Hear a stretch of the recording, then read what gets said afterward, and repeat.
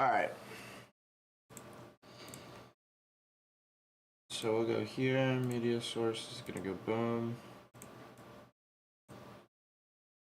But how?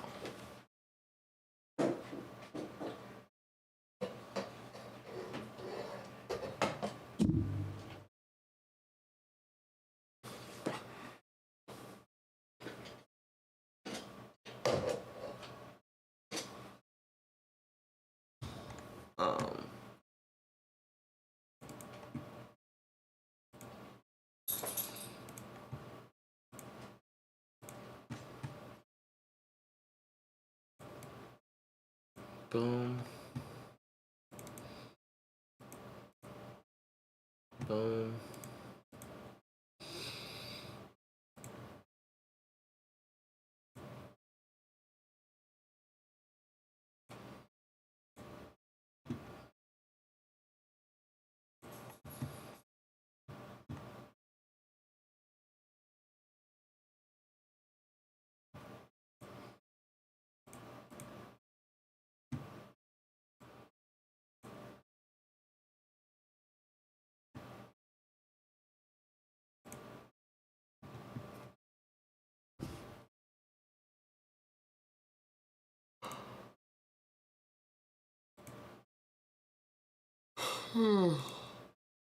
Huh.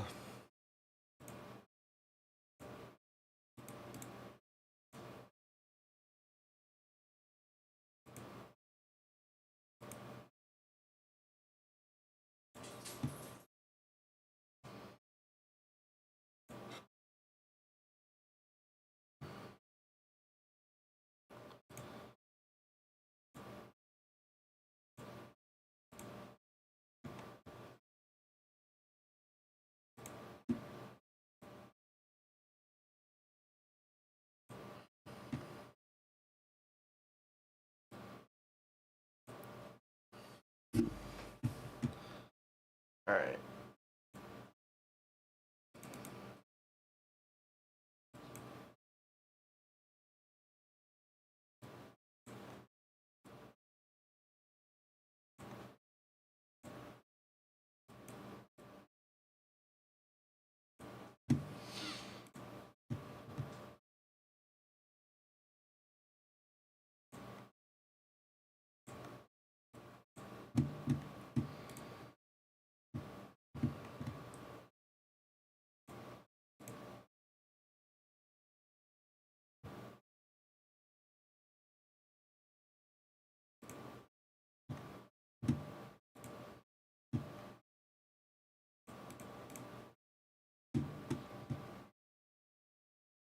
Da, da, da, da, da, da, da.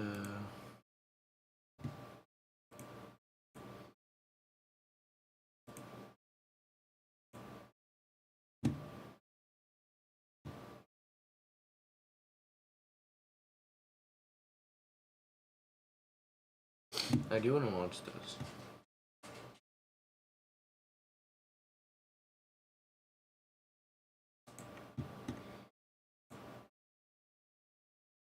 So this is a little bit more stable feeling.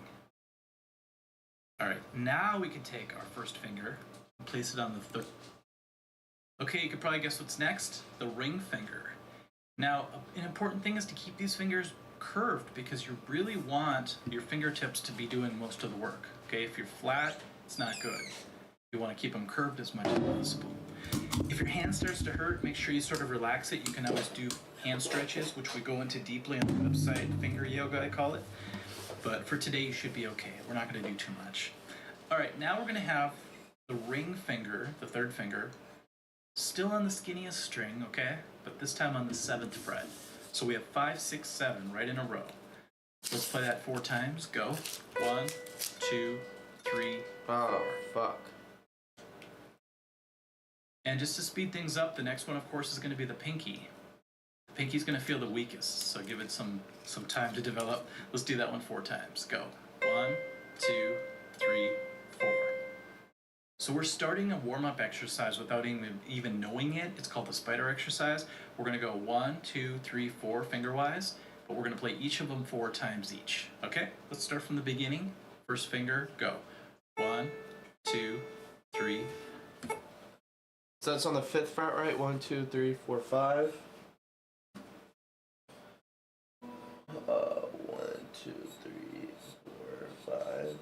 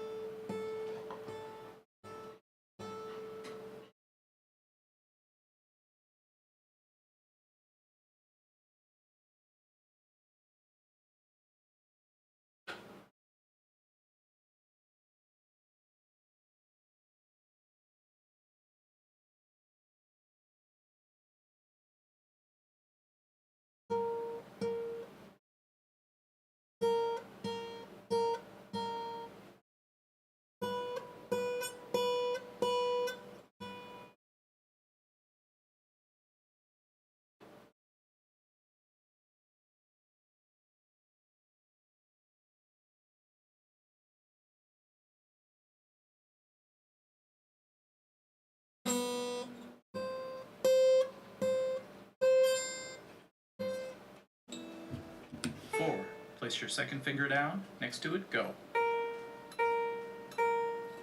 Third finger, pinky. A lot of people think you should go backwards at first. I wouldn't do that until maybe later lessons. We do more expanded spider exercise on the website, but not today. What I want you to do instead is, once you can do that, move to the second string and do the exact same thing. So I'm going to speed it up. You don't have to.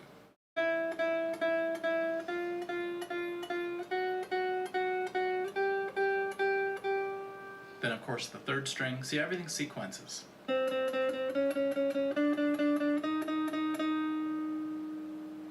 Now, if you want to stop at the third string, that's totally fine.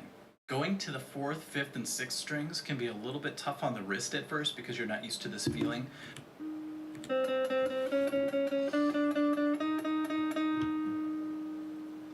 Now, if you want to stop at the third string, that's totally fine. All right.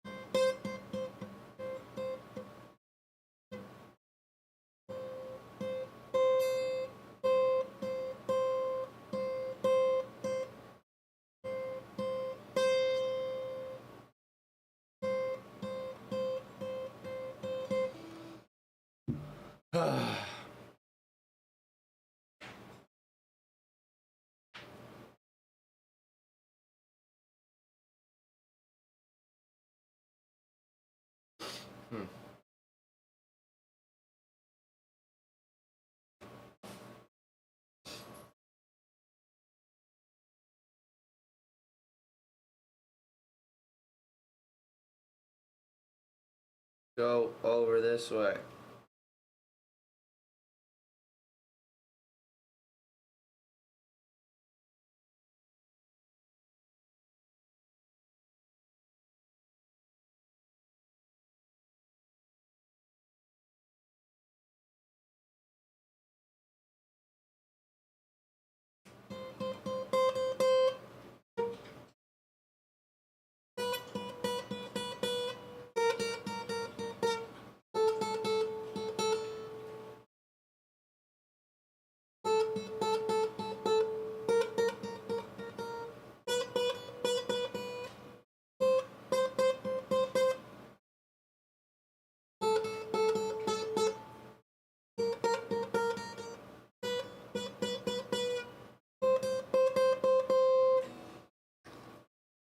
Bro, the second one's gonna be so hard.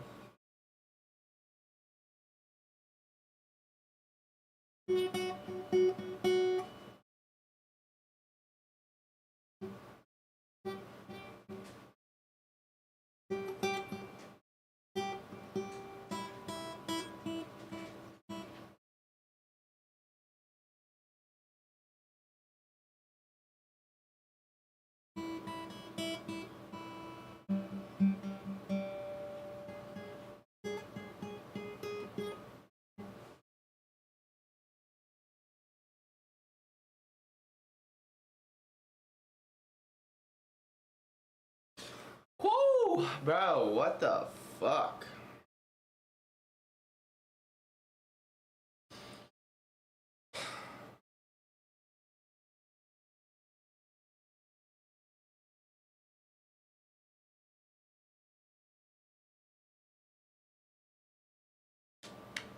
Alright, I should do the spider warm up, so.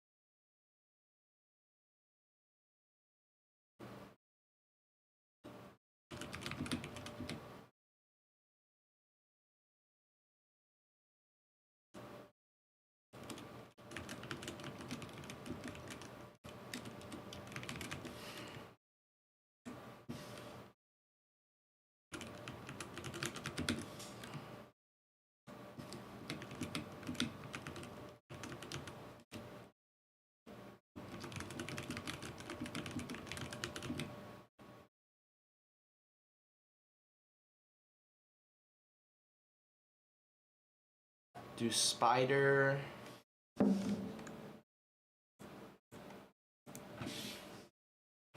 Warm up.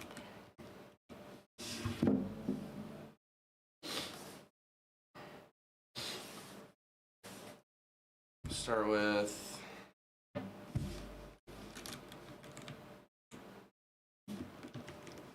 3x.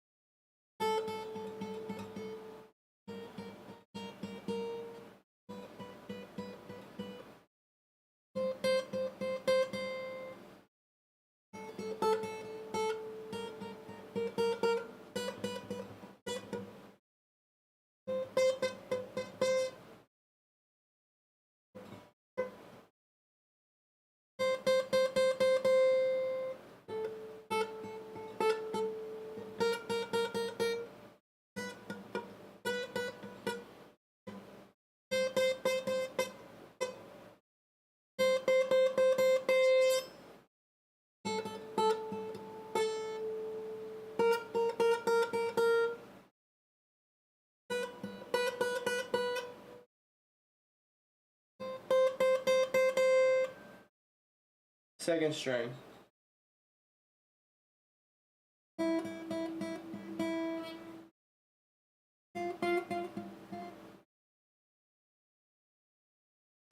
Fuck, dude.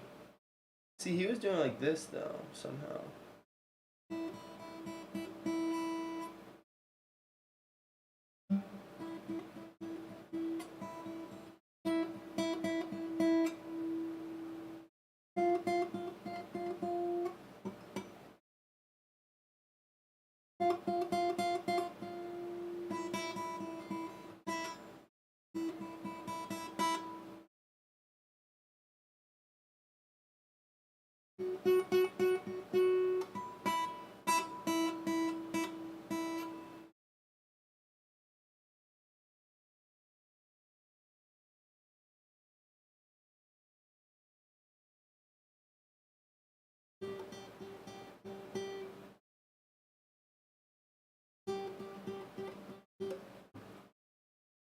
Bro, the pinky's so hard.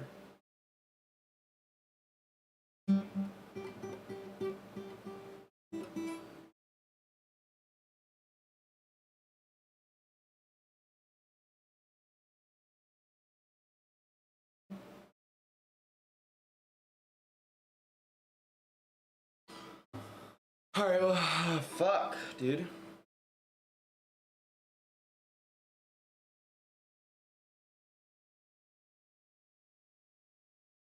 Did I order? I gotta do that last one more time, but did I order?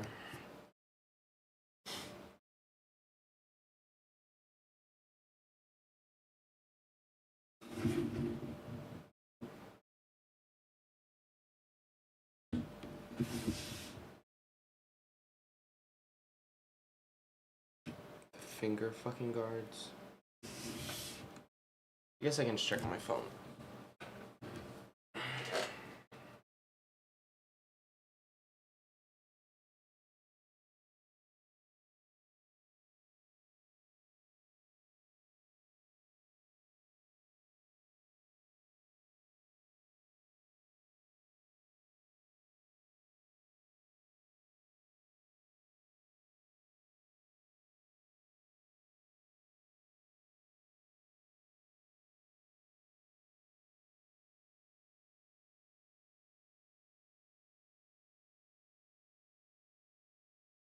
So I didn't fucking.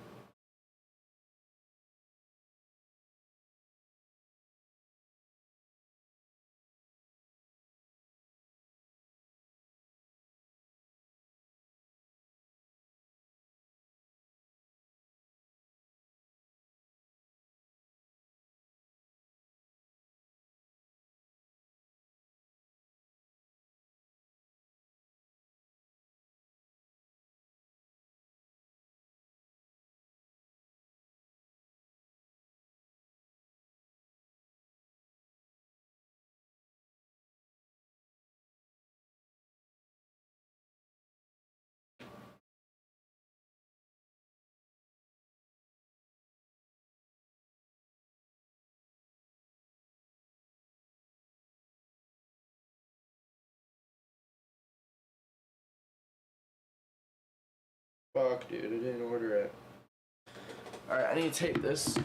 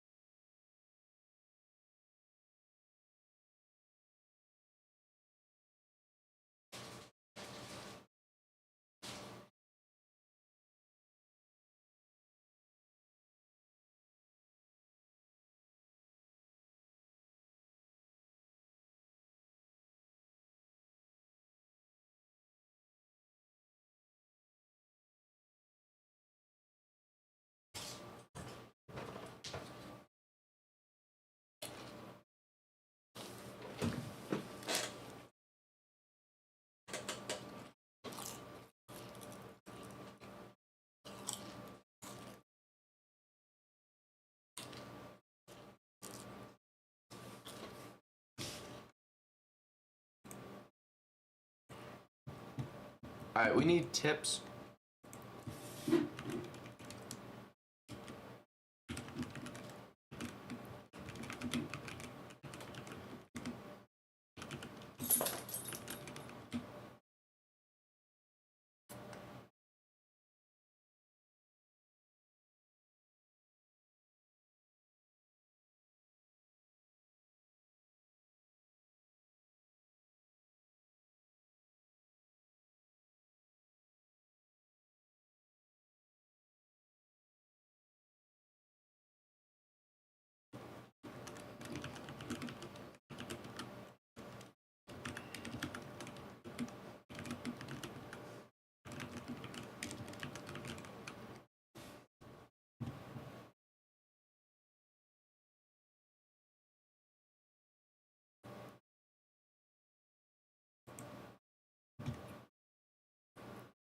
The spider walk is a popular guitar technique drill that will help develop better coordination. And once you start to do it and you notice all the benefits it has to offer, you might just become addicted to doing a lot more technique drills. So let's help you turn into a guitar technique addict by getting you one of the best drills that there is, the spider walk.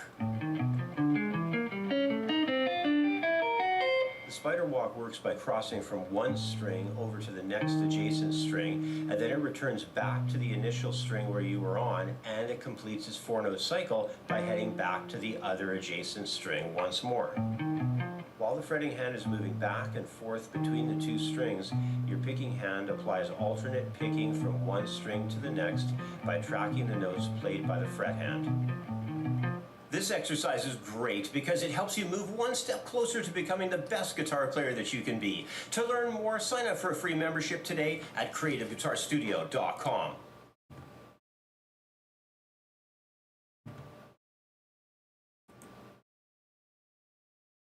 You want to get better at guitar as fast as possible. So you picked some common and very popular exercises for your practice routine, either from private lessons, books, or YouTube videos. But no matter how hard you're practicing every single day, you don't really see a lot of improvement, and you don't feel like you're actually getting better or closer to your big guitar goals. Sound familiar? This is not because you're not talented or you don't have what it takes. Often guitarists are simply practicing wrong. And this is not only frustrating, useless, and a huge waste of time and effort, it can actually also be dangerous and result in major injuries. If you have been playing guitar for a while now, I'm willing to bet that you practiced something like this before. So exercises in the chromatic or semi-chromatic scale from the 5th to the 8th fret are incredibly popular because this kind of framework is very easy to memorize. But one of the most popular exercises in guitar history, the so-called spider exercise, is often practiced in a completely wrong and very inefficient way.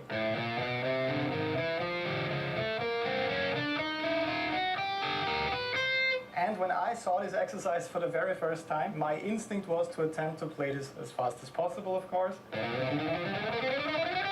But this is not what this exercise is about at all. There are much better picking exercises for speed and technique coming later in this video. So here's the main twist with this exercise. Now that I'm playing the next note on the A string, I'm allowed to lift my middle finger for that. But the other finger stay in place. Now I can lift my ring finger to play the next note, and then the pinky. So a lot of people do get this critical part of the exercise right, not lifting your fingers until you need them on the next string. But what a lot of players are missing right here, or they simply can't do it yet, is that the notes are always supposed to overlap when you're playing this exercise. I can hear C, the note that I'm playing with my pinky finger on the E string, and D, the note that I'm playing with my index finger on the A string. The reason why you want this dissonance is not because it sounds particularly great. It's because you're making sure that your fingers are always curled like this, so that the notes can overlap. If you would play like this, for example, you're blocking the B string with your pinky finger, so it's essentially impossible to play this exercise with bad finger technique, because you won't hear those overlapping notes. The reason why this is so effective and so important to practice is that your finger technique will improve dramatically over just a couple of weeks if you practice like this. So it will be much easier to keep your fingers close to the fretboard when you're playing. And once a curled finger technique like this becomes the default motion for you, you won't struggle with hammer-ons and pull-offs anymore.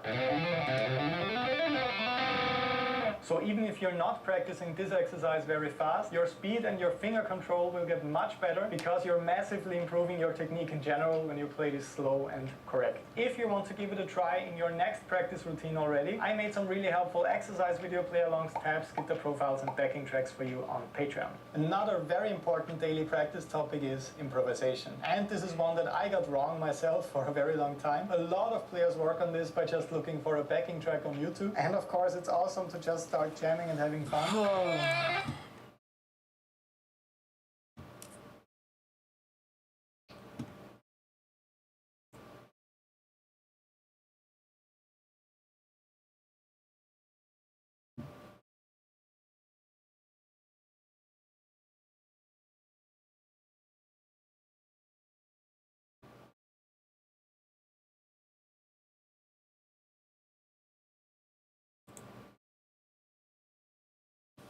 I'm always reading my comments here on the Forever Faithful channel, and I've noticed recently on my beginner series that this comment has been popping up a lot.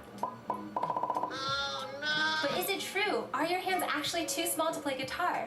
I did actually address this in a previous video, but as this person so astutely noticed, I didn't actually give you guys any advice on how to play with small hands. So that is what this video is today. So here are my top 5 tips for how to play guitar with small hands from a fellow small-handed guitar player. Tip number 1 is fairly obvious, but buy a smaller guitar. Although that's easy to say, a little harder to do because there's quite a few things you have to keep in mind when you are picking out a guitar that's right for you. So let me break it down for you a little bit more. So the first thing to look out for is the body size. So typically guitars range from several different body sizes, all the way from like half-size little guitars, travel size, to like jumbo guitars. So if you're someone with a smaller stature or smaller hands, you might want to stick to the smaller scale. So like half-size, 3/4, concert, parlor, these are all really good options because the thing is the bit wide. I was actually some of these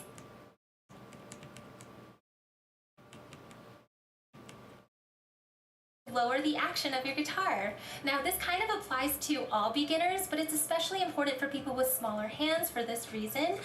If you don't know, the action is the space between your string and the top of the fret, and basically the higher the action is, the more you have to press down and use force in order to, make a good sounding chord or whatever without buzzing. So if you think about it, the less hard you have to press your fingers down to make a sound clearly ring out from your guitar, the more leverage you have to play different chord shapes and things like that. It's just going to feel a lot easier on your fingertips, on your hand muscles, on your forearm muscles. So if you are a smaller person with smaller hands, then definitely try to lower the action of the guitar. But again, this applies to all beginners. If you're just a beginner at guitar, definitely try to lower the action. It'll make your life so much easier. And also along those lines, another thing you should look out for is the gauge of your strings. So basically the gauge refers to how thick your strings are, and the thicker your strings are, again, the harder they are to press down and make a clear sound. So if you go with lighter gauge strings, that can also help with the whole leverage issue. So basically the second point is to lower the action and make sure that you're using a lighter gauge string.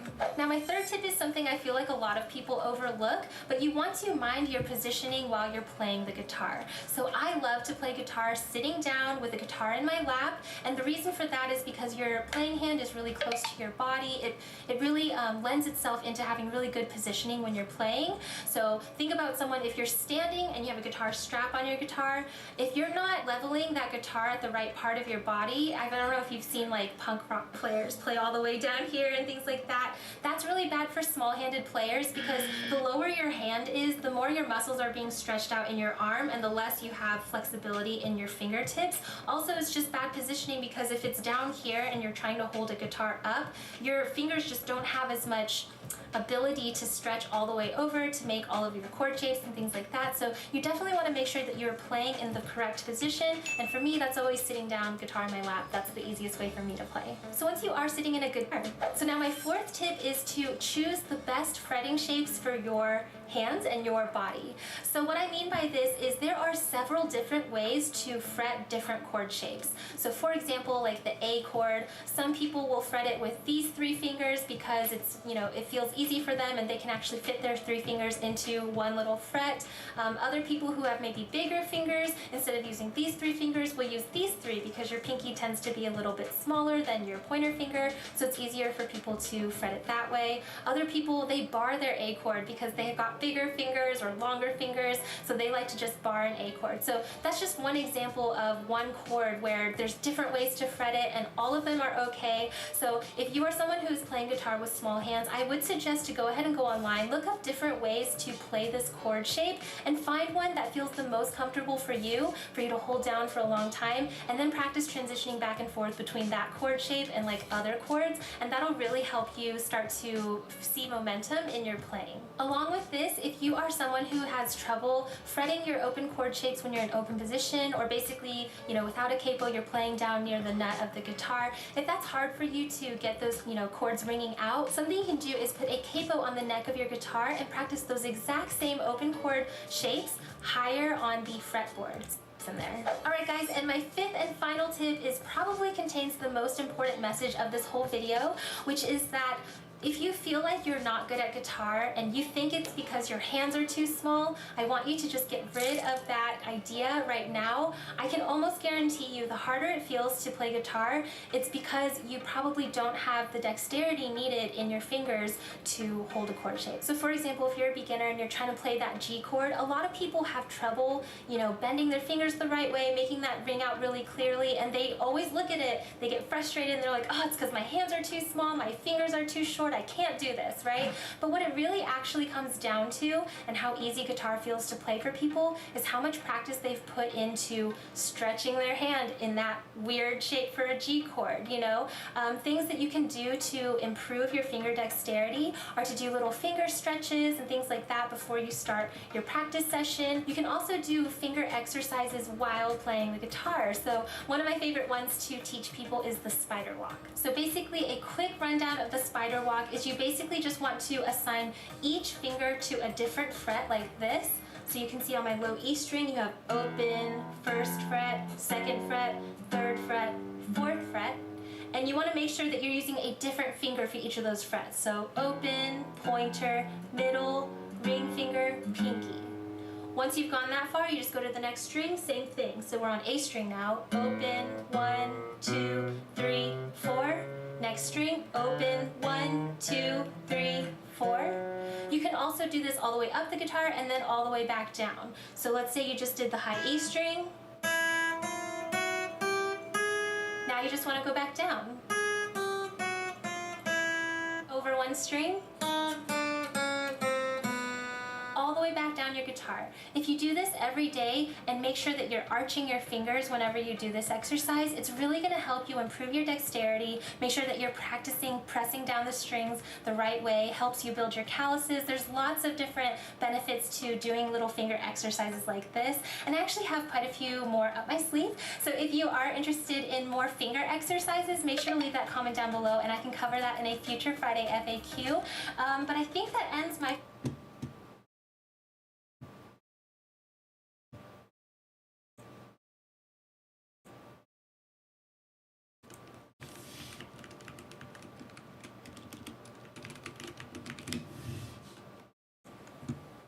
Hey everybody, I've been getting some emails from some viewers asking how do I get all these big stretches and are my fingers 5 feet long or whatever. But the truth is my fingers are pretty much just average length. But I've got good flexibility because I do a lot of stretching exercises in my hands. And I feel that this is incredibly important if you want to keep your hands healthy and you want to develop a strong reach on the instrument. So what I'm going to show you right now is a few different stretching exercises that you can do for your hands that I learned at the conservatory when I was a teenager for classical guitar.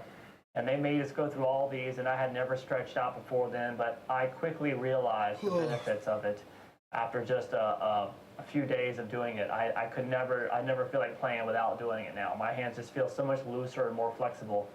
Okay, so let's get started. What we're going to do is we're just going to start out by, you need to get some blood going into your hands before you get, and you kind of get them warmed up before you start trying to stretch the muscles out. So just to keep it safe, what I do is I take just my thumb from the opposite hand. We're going to do these exercises for both hands, but I'm just going to show them on one hand to save time. But you should do the exact same thing with the other one. So for this one, I'm going to stretch out my fret hand, my left hand. And routinely then I would just do everything the opposite and do it to this hand. Because the pick hand, both hands are very important to keep loose and flexible. So let's go back to here, to the left hand. I take my thumb from my other hand and I start to just massage the inside of my palm. Just getting the blood going to it, and then go up into the fingers, on the edges of the fingers, and everything. This just gets, when you squeeze something down, you start getting the blood going into everything, the tips of your fingers especially, which usually is the hardest to get into it. And then get that thumb muscle, the thumb muscle right there, just takes up almost like half of your hand down here at the base of your palm. That's real important. That muscle gets really stiff when playing guitar. And do it on the other side. And then go back into your forearm. And just get a little bit of your forearm all the way up to the elbow. just keep it relaxed. Don't tense up your arm at all. Just try to keep your arm just relaxed, like completely being supported by the other arm while you're doing this. And get the top of it. I just kind of massage it a little bit and get it ready. And you just kind of shake it out. Shaking your hand out really is great for most of these things. You'll see me do it a lot. Now let's get to the actual stretches. So after I have my hands ready to get stretched, I'm going to start by just having my hand straight out, palm down. And I'm going to take my elbow and I'm going to lock my elbow in my arm. So I'm going to make my arm be completely straight. And then I'm going to take my first finger, my index finger, and I'm going to hold it with this hand, and I'm going to slowly bring it back. If you can see this angle, I'll be bringing it back all the way. Make the stretch. The idea here is don't jerk it back. Just make the stretch take at least 4 to 5 seconds to get to full extension. You may not be able to go that far. You might be able to go further. Different people have different joints. Plus, you might not be that flexible yet. But I've got mine going up straight, about a 90-degree angle. And here's the important part. Make it relax. Don't make it hurt. Make yourself feel it. But then take your other fingers after you get the full extension and just wave them, kind of like you're waving at somebody, up and down. And you're going to feel that in the bottom of your palm all the way back into the bottom of your forearm. All those muscles that work for guitar all the way into your forearm are being stretched. All right? So after about 5 seconds to get there, and after you've held it for like 5 seconds and done a little bit, let go, shake out your hand, then do your middle finger. Same thing, I'm locking my arm, keeping my arm straight, so it's not going to bend back or anything, and just the only thing bending back is that finger. Then move the other fingers, relax, shake it out. Then the ring finger. Then it back, some will go back further. See, my ring finger goes back a little bit further. Do a little bit of movement here. Shake it out. And then your pinky. Pinky muscle is a huge muscle on the side of the hand. So take a lot of time with this pinky. You may want to actually bend it in this way over your hand because you'll notice that stretches. You bend straight back, the pinky muscle is not getting that good of a stretch. You want to maybe bend over towards over the inside of your back of your hand, like over your third finger, and you'll get that muscle. And then you'll be able to feel it, know if you feel it, and then move the other fingers and relax. Oh. Then I basically do the opposite and do it pulling it down. So now I feel it in the top of my hand instead of the bottom of my hand. I take my first finger, pull it down, just like that. Relax, shake it out, the middle finger, flex, shake it out. Third finger, flex. I'm going a little bit quicker than you probably should, but after you've been doing it a while, you kind of feel like what your hands can do or whatever. But and here's my pinky. You can see the angle there, and I'm stretching it out. And you're going to feel this in the top of your hand, big time. Okay? So after you've done that, let's work on the thumb. Thumb is very important. It gets tight. And the thumb, you're going to pull opposite of this thumb muscle. So you're going to kind of pull it almost like straight back, like that. As far as keep it comfortable, I got some tension there. You can probably see that. And then let the rest of my hand just wave. And then do the reverse side of it. I'm pulling it down into my palm. All right? Then I like to just separate my fingers by taking my thumb and the rest of my fingers almost across the inside of my fingers and stretch them out. You're going to be careful with this one. After you do it, stretch it out, especially between the middle finger and that ring finger. They don't want to do that too well. Now, I can go pretty far because I've been, stretching for a while. My fingers are very flexible because of that. All right? And then do the ends, like just kind of in on themselves. Like pull this side, your pinky muscle over completely. I'm holding all my fingers. Relax. And then do the opposite side of the hand. I can lock my wrist again and just pull it down like this. And now when you do these big stretches like this, like we're going to also do this one, all the fingers in your hand, straighten your elbow, your complete straight arm, and pull all those fingers back. You're really going to feel that in your forearm. And then do the opposite, and pull all the fingers down, and you're going to feel that in the top of your forearm. And then stretch it out. And then sometimes I like to kind of massage the tips of them again. It gets the blood going to the fingertips.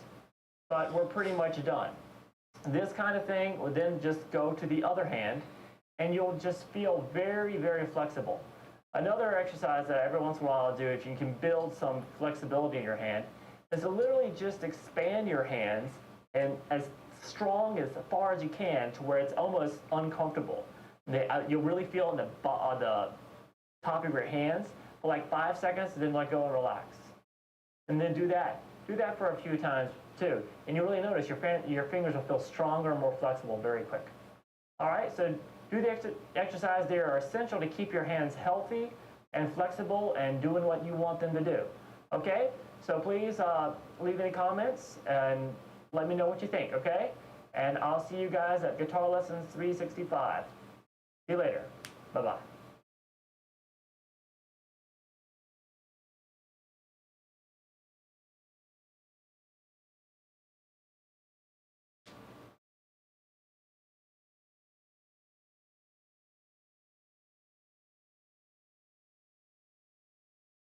So the other day, I was on the phone with a really close friend of mine. She is a musician. In fact, she's someone that I play and tour with quite a bit.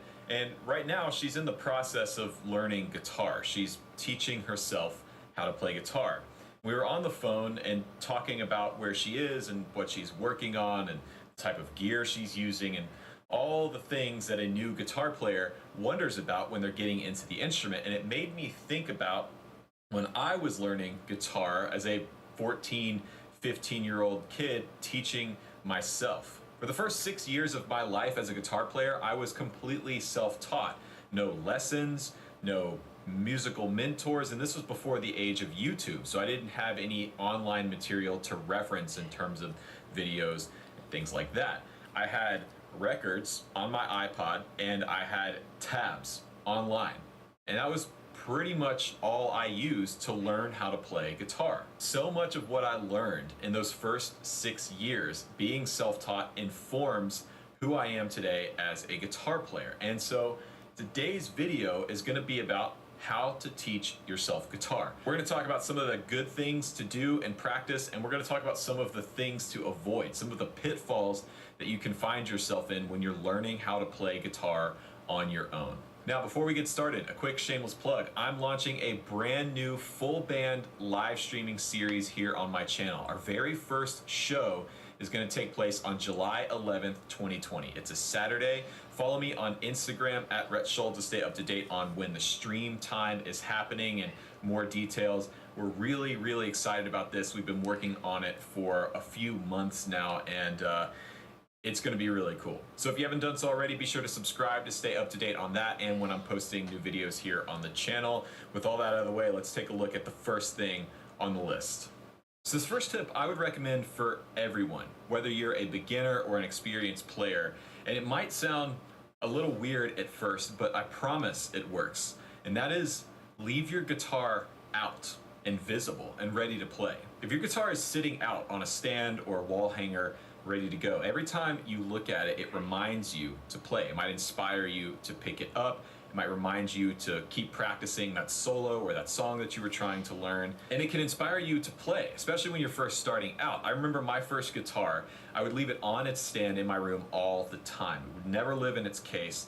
And the reason I left it out was because I loved looking at it, and it inspired me to pick it up constantly. Every time I would come in and out of my room, I would grab my guitar, sit down on the bed, and just start strumming and playing. And when I look back on that, I'm convinced that that helped me out immensely when I was first starting out. It gave me more time on the instrument, and that's incredibly important, especially when you're a beginner. Spending more time developing your calluses on your fingertips and developing the dexterity and hand strength that you need in your left and right hand together, that just comes from time spent on your instrument. If you have your guitars put away in cases out of sight, they're going to be out of mind. It's one more step that you have to take that's in between you and playing your guitar. And it might seem minuscule, oh, all I have to do is open the case, but if the guitar is already out and ready to play or already plugged up into the amp, you're more likely to pick it up and play it. Plus, guitars are cool. Like, why wouldn't you want to have this out in your room at all times? So get a good guitar stand, get a good wall hanger, get something that will allow you to leave your guitar out and ready to go at all times. Now, the second tip I have for those of you that are teaching yourself how to play guitar is actually a don't. Don't rely on Guitar Tab.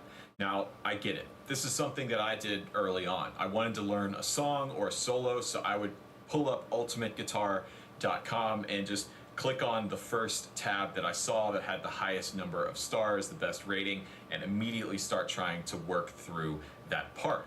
But more often than not, what I found when referencing the track that I was trying to learn, when actually listening to and trying to play along, what I was hearing and what I was seeing on the tablature didn't match up.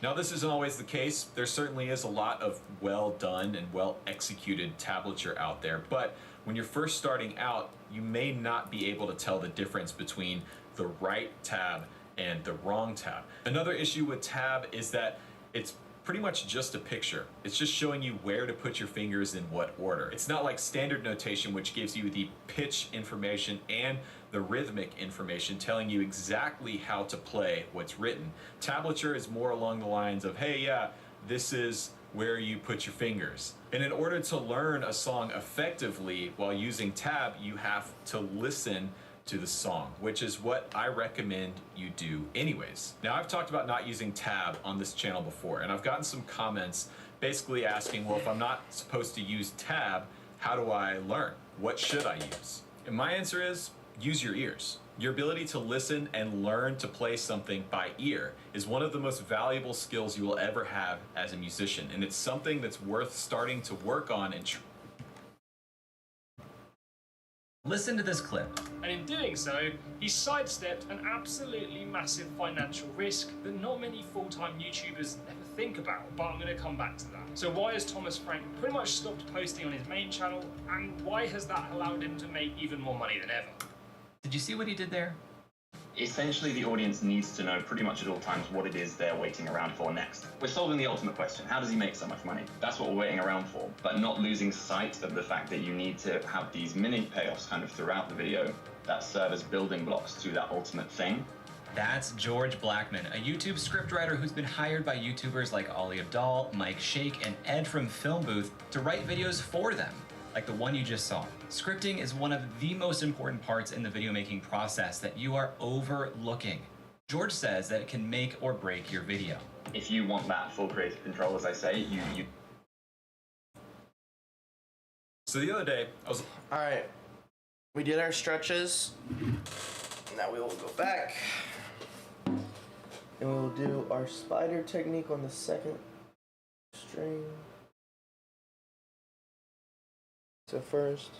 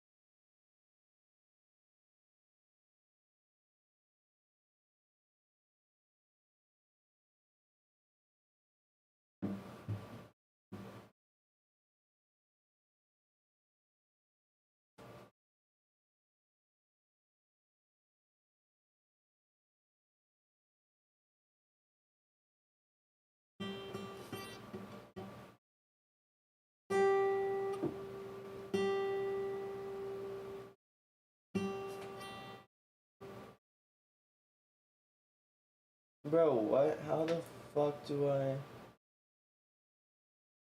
don't know how to do my pinky. I literally have no clue.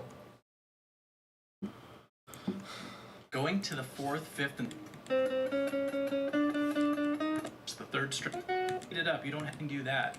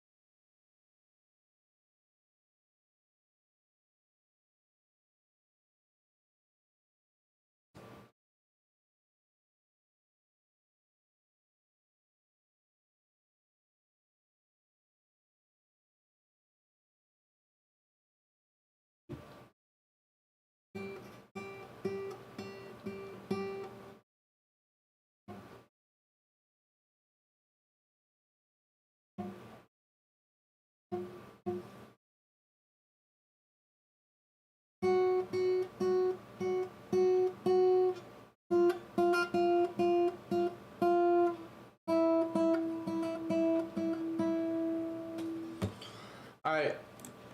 Then, of course, the 3rd string. See, everything sequences. Now, if you want to stop at the 3rd string, that's totally fine.